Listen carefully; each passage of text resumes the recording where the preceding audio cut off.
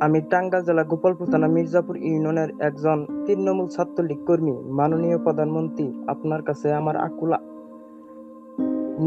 আকুল আবেদন। মাননীয় প্রধানমন্ত্রী, দীর্ঘদিন ছাত্রলীগের আদর্শ নিয়ে কাজ করেছি। ছাত্রলীগ করার কারণে 5ই আগস্টের পরের দিন আমি বাড়ি ত্যাগ করি।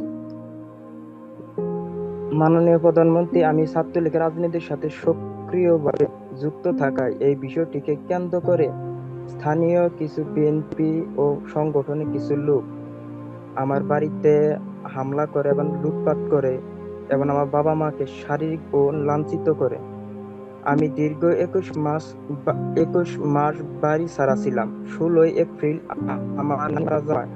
খবরটি শুনে তাকে শেষ বিদায় দেওয়ার জন্য আমি বাড়িতে এসেছিলাম। বাড়িতে থাকা অবস্থায় মাননীয় নেত্রী, আমি 1 সপ্তাহ বাড়িতে ছিলাম, যেহেতু আমি 21 মাস বাড়িতে ছিলাম না।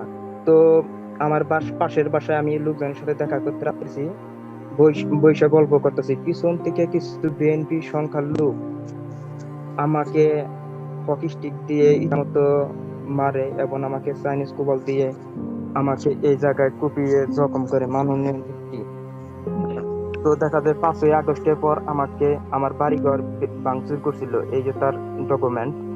তারপরে আমি যখন আমার নানি মারা যাওয়ার পর যখন আমি বাড়িতে আসি, তখন বিএনপির সন্ত্রাসীরা আমাকে পিটিয়ে আহত করে। তখন আমার চিৎকারে মার চিৎকারে আশেপাশের লোকজন ছুটে আসে কিন্তু দুঃখের বিষয় অবস্থায় বিএনপি সংগঠিত হকি স্টিক দিয়ে আমাকে পর্যাপ্ত পরিমাণ মারে। আমি যদি ওই সময় আমার মা যদি চিৎকার যদি না আসতো, তখন তারা আমাকে মেরে ফেলত। এবং আমার মার চিৎকার স্থানীয় লোকজন যখন ছুটে আসে, তাদের সহযোগিতায় আমি গোপালপুর হসপিটালে ভর্তি হই। কিন্তু মাননীয় নেত্রী, দুঃখের বিষয়, গোপালপুর হসপিটালে ভর্তি হওয়ার পর বিএনপি প্রভাবশালী কিছু লোক আমাকে হসপিটাল থেকে বের করে দেয়।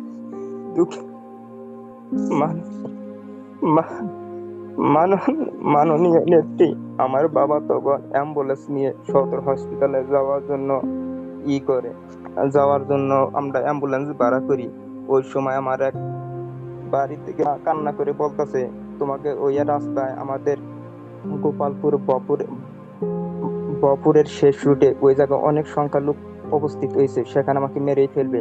তখন ওই অ্যাম্বুলেন্স থেকে আমরা নেমে আমি আমার আত্মীয়র বাসায় চিকিৎসা নিই। মাননীয় নেত্রী, পরবর্তীতে আমার বাপ থানায় মামলা করতে যায়, পুলিশ প্রশাসন মামলা নেয়নি, সাধারণ একটা ডায়েরি করে তারপরে কোনো পদক্ষেপ নেয়নি। আমার বাবা থানায় যাওয়া ঘটনাকে কেন্দ্র করে মাননীয় নেত্রী, বিএনপি লোকেরা এবং আমার বাবাকে মৃত্যুর হুমকি দিতেছে প্রতিনিয়তই। মাননীয় নেত্রী, আপনার সুযোগ্য নেতৃত্বে কাজ করতে গিয়ে যে ত্যাগ স্বীকার করেছি, তা কেবল আপনার প্রতি ভালোবাসা এবং দেশপ্রেমের টানেই করেছি। মাননীয় নেত্রী, আপনার মূল্যবান সময় দেওয়ার জন্য আপনাকে অসংখ্য ধন্যবাদ ও কৃতজ্ঞতা জানাচ্ছি। সেই সাথে জানাচ্ছি মাননীয় নেত্রী, আমাদের 5ই আগস্টের পর আমাদের টাঙ্গাইল গোপালপুরে আমাদের মির্জাপুর ইউনিয়নে 35টি গ্রাম সহ গোপালপুর উপজেলায় প্রায় কয়েক হাজার বাড়িঘর আমাদের সুলতান সালাউদ্দিন এবং সালাম পিন্টুর নেতৃত্বে এগুলো হয়।